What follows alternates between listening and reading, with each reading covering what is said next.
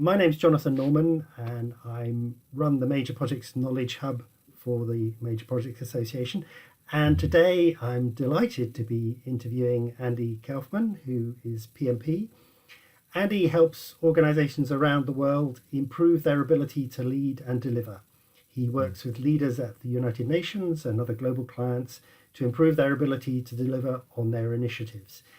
Before becoming an international speaker, Andy started as a software developer and was promoted into management for all the wrong reasons. He is author of 3 books and host of the acclaimed People and Projects podcast, which provides free PDUs through interviews and insights for his global listeners. So welcome and thank you, Andy. Well, thank you, Jonathan. I've been looking forward to this for a long time. So thank you. I'm slightly in awe because you do this for a living. I just do it for fun. No. But we both share a passion for how do we, and not only just initiate, but how do we deliver, right? Yes. And so, and we know that comes in many different ways. So we share that passion for sure. Yes, indeed. Yes. So your podcast is called People and Projects.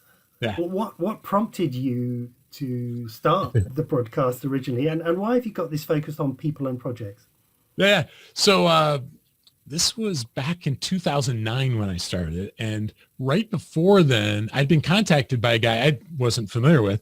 And he goes, "Hey, could I interview you for my podcast?" And I thought, well, sure. I mean, I'd like to know more about this, And so I didn't know anything about it. And afterwards, we struck up a conversation after everything was done. And I'm like, so tell me more. Tell me more about how you do it, how it works. And, I grew up as a software developer, so I'm a geek at heart. And so, the tools have gotten so easy to do this sort of thing. My studio is my wife's walk-in closet, so pretty easy to do from home now.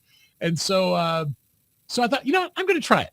And the name, I would like to think it was some like really big strategic long decision, but it's kind of like, no, it's kind of like, I believe strongly that, because I just run into enough people, Jonathan, where they're like, oh, we don't need process. We're agile, right? Which is funny because agile has all kinds of process around it.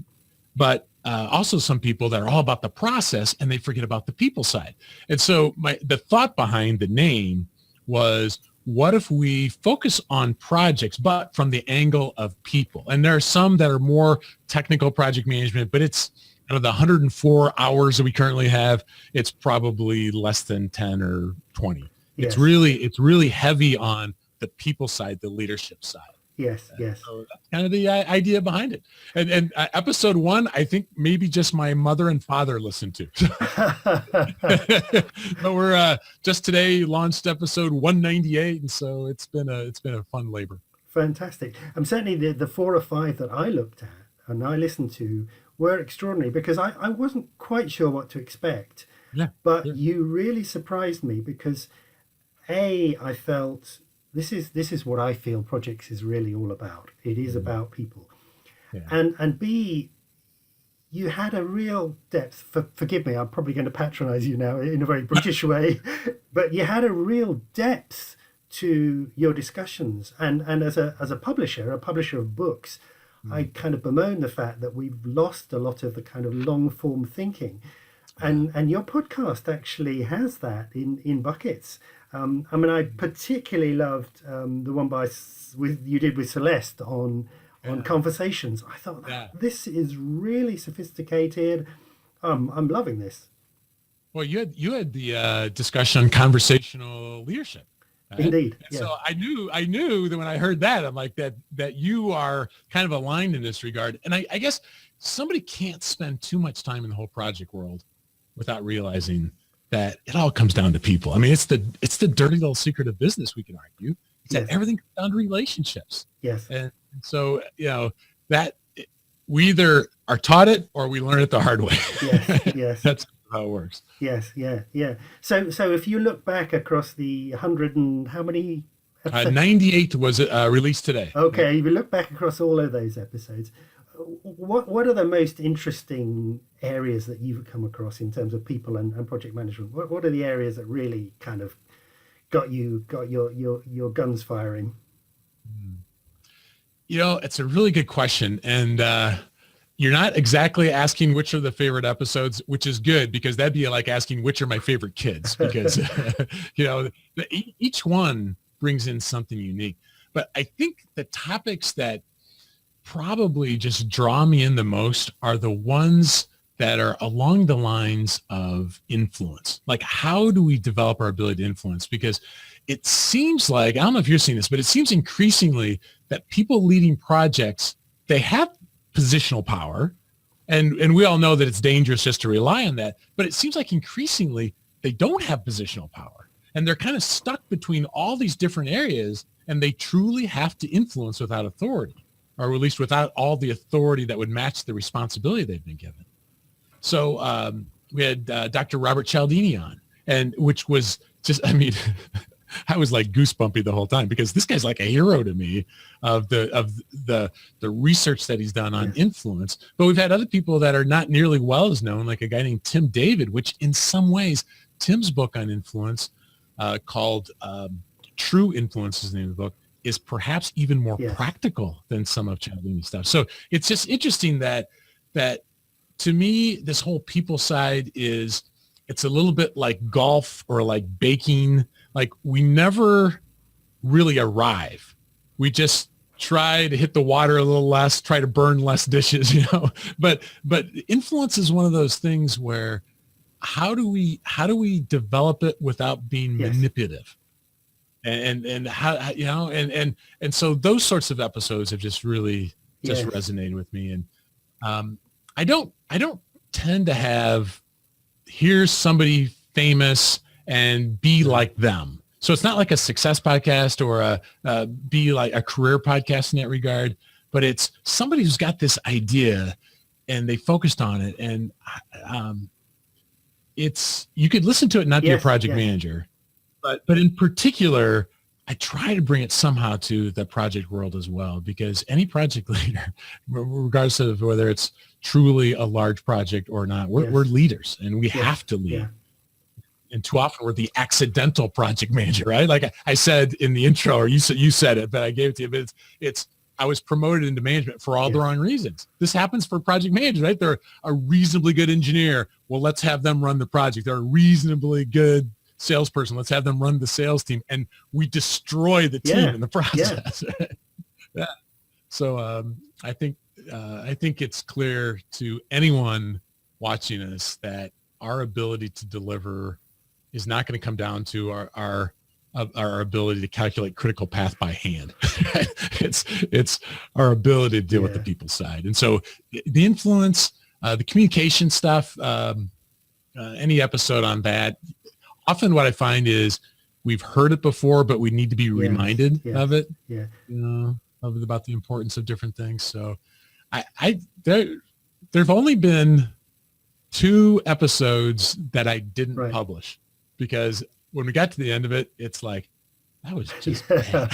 I mean, I don't think anyone will ever be relate to this, but every other one, I got to tell you, Jonathan, I found there's something there for us. And I think there's something really valuable to hearing the authors talking in their own words. That adds a kind of value. I remember as a publisher, several times I would go along, particularly when we were doing a lot of training materials, and I'd go along and watch somebody train, and they would be brilliant. And they'd say to me, "Oh, do you think there's a book in this?" And I'd say, honestly, no. Because when I take you out of the equation, when you're no longer there in your physical person delivering, this is really anodyne, mundane stuff. And it's actually your personality that kind of brings a lot. And I think that's true of projects. People bring personality to projects. I'm convinced that you need project sponsors with real person, the right kind of personality, but with real personality. So it's interesting that you say that, because before we started recording, you mentioned Celeste Headley's interview. Celeste has a TED Talk that went pretty viral. Like in a pretty short amount of time, it went to like 10 million views. And so then it's like, make it a book. Well, quite frankly, her TED Talk's better than the book. and I like the interview. I thought some really good stuff came out of the interview.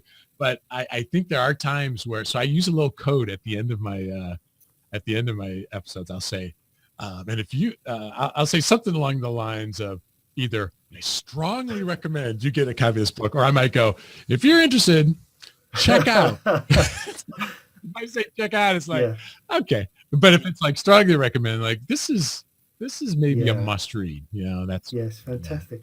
So in terms of your experience with the podcast, I mean, what has been your experience over the time that you've been doing it? What kind of response have you got, and have you some sense of how people are using it? Yeah, it's a good question. Every once in a while, I'll put out a poll because it does make you wonder. I mean, you develop content and you're in a room or an office, and same thing. And sometimes I'm wondering, did this connect with people? And so it was interesting how when I would just first release it and didn't do any sort of social media promotion, because as intuitively obvious as that is, I wasn't doing it. As soon as I started doing more social media, then all of a sudden the views would significantly jump up. But later on, I'd be like, well, how are people doing it? Like, when are people doing this? And what the majority of people told me, it was during a commute, they would listen, or while they're exercising. And so there'd be outside of that as well. But that, a big chunk of the pie was right that. They're using their kind of downtime, so to speak, for self-development, which Zig Ziglar years ago called it automobile university, I think it was, or something like that, of using time when we're just commuting. And I thought, because if somebody is a project management professional, they need to get the PMP. So I thought a lot of the traffic would just be driven for free PDUs. But interestingly, that's about half of the people who respond and go, yeah, I'm doing it for free PDUs. But then a number of people said, yeah, but I still like it too. Where sometimes it's, there's boring, like, I just got to get this continuing education credit. But there's at least half the people that are just doing it because they're looking for leadership development as well. So which I'm glad, because I want people, quite frankly, I'm like on a mission, Jonathan, for people to see, I don't care what your title is, you're a project manager. I mean, it's not a title. It really is a set of ideas and tools and concepts that a teacher in a school ought to understand, right? An administrative assistant is a project manager. We're all project managers, and maybe not the scale of the projects that you typically focus on, but that's really kind of like an agenda item that I've got that I'm trying to get across as well, is that we are all leaders and we're all project managers. No, I think that's totally true. And even more so because there seems to be this division between people who are project managers and people who aren't. And that's partly driven by the whole kind of professional, are you PMP? Are you AMP? Right. What are you? But it's also partly a kind of status thing that, if I've reached VP level and above, I'm no longer a project manager. I never was a project manager. I'm something else. Project manager is kind of not the highest status job. So it's really good to see you bringing these kinds of ideas into project management. I wonder, there must be some difference. I mean, it'd be interesting to talk to some of your listeners and see how they experience the podcast, if they're exercising or if they're commuting, because I can imagine on the train, you can actually reflect. And I think your podcasts encourage quite a lot of reflection. If you're exercising, I don't know, when I'm exercising, I just take stuff in. I don't really reflect. I think you get a different experience. I think you're right. Because, like, for example, sometimes I want to take notes. I want to be like, oh man, I want to remember that quote that person. But if you're driving or if you're exercising, it's gone. It might be more difficult. Yeah. So what are the key elements to a successful broadcast? That's a really good question, because there's so many different types of podcasts. And one thing that I knew right up front was I didn't want it to be deep thoughts with Andy Kaufman. It's like, it's going to be like me as a talking head, because as one person told me, it's like, well, if you do that, you're giving away all your content for free. But secondly, actually more importantly, I don't think I'm that interesting. I mean, ultimately, there's only so much. And so the thought was, let's make it more of an interview format.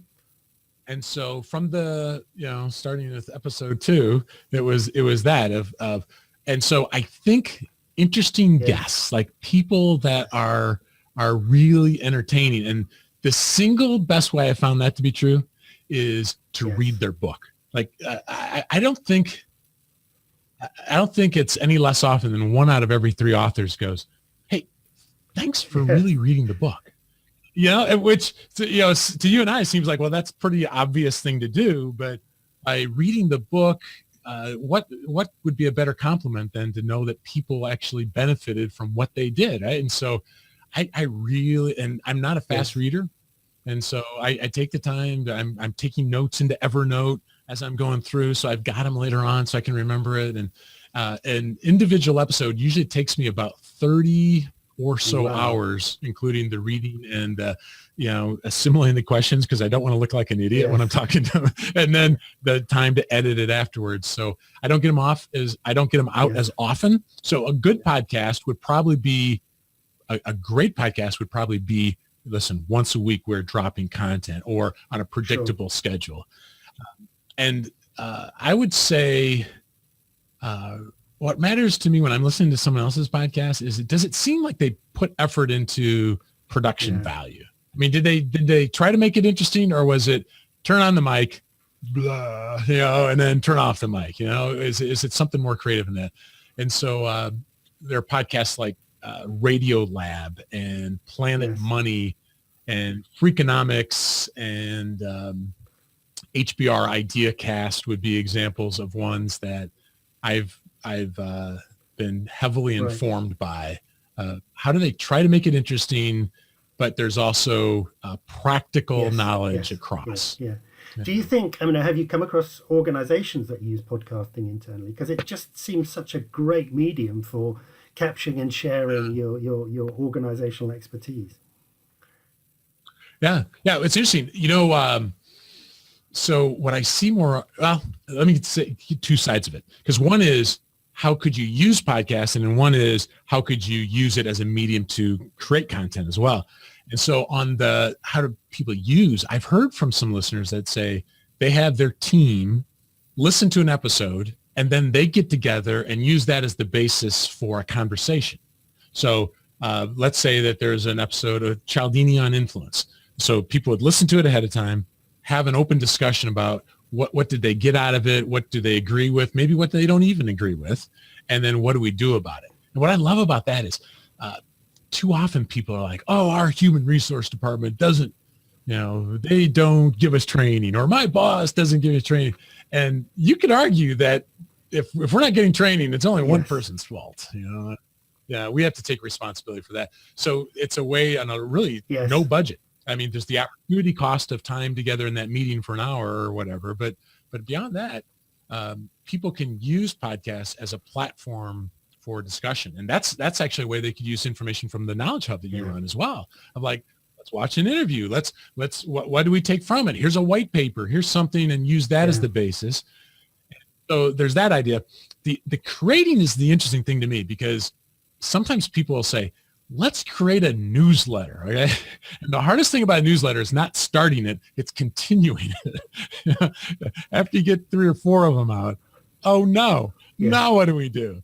And I and you know what this is like, because you create, you're very prolific with your content. And after I got to about episode 7, I'm like, wow, now what do I do? And now it's actually not hard at all, because I get books in the mail that people I don't even know from. And so now it's not a problem. In fact, I there's times where I feel like really saying no to one, but then I start flipping through and I'm like, well, maybe there is something here. So if somebody's going to do it internally, they have to figure out, how are we going to make the time available? Because they don't necessarily have to take 30, 40 hours per episode. It might be, hey, this is Charlotte, who just started at the company. Charlotte, tell us about yourself. And it could be just a 3-5 minute part of their onboarding process, so people can know who's joined the team. I mean, that doesn't take a whole lot of time, but they have to figure out what is our target. I guess probably what you had to do in your book publishing days, like, who is the target market for this? What is the content that we're going to do to keep it alive? And I don't run into that many people that do it internally for their company. Not because it's a bad idea. I think it's actually a great idea. but I just don't see it as often. But I do hear people use it as the basis for their learning. I think that's really interesting. I suspect, certainly in the UK, some of our evidence that has emerged from working on the Major Projects Knowledge Hub is organisations don't generally, particularly large project organisations, they don't generally have somebody who's responsible for knowledge and for sharing knowledge. So, and you do need that kind of facilitation, that kind of involvement. I really liked kind of intentionality of not just this little side job when you have time, because we know how that's going to work. You're just not going to have the time. I really like the way you were describing using knowledge. I have this little analogy that lessons learned are a bit like pot noodles. So we kind of take the knowledge and we dry them so they're desiccated like a pot noodle. But the trouble is, we then expect the learners to consume the pot noodle dry from the pot, and actually you need to rehydrate it. You need to start a conversation around it, and I think so. Your idea of taking little nuggets of content and just encouraging members of the team to say, okay, well, you go and choose something that strikes you as particularly interesting, and then we'll ask you to present it to the team. It's not rocket science. It just needs a bit of thought.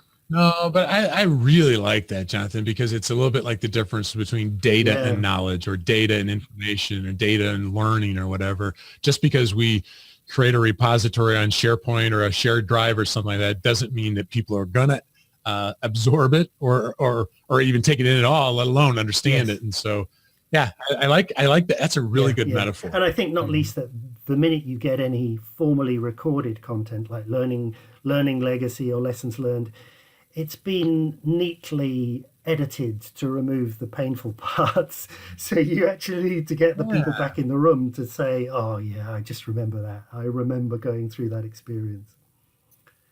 That's, it's interesting you say that. So something that I've done on the podcast for years now, I don't know how many episodes it goes back, but after the intro, after the interview, after some comments at the end, I include outtakes from the interview. And the outtakes would be the equivalent of what you and I talked about before you started recording.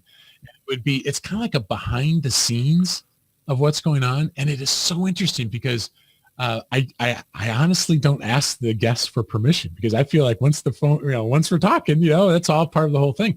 But it's almost like the defenses are down and you get a little bit behind the scenes feeling like you talked before about hearing it from the author's mouth.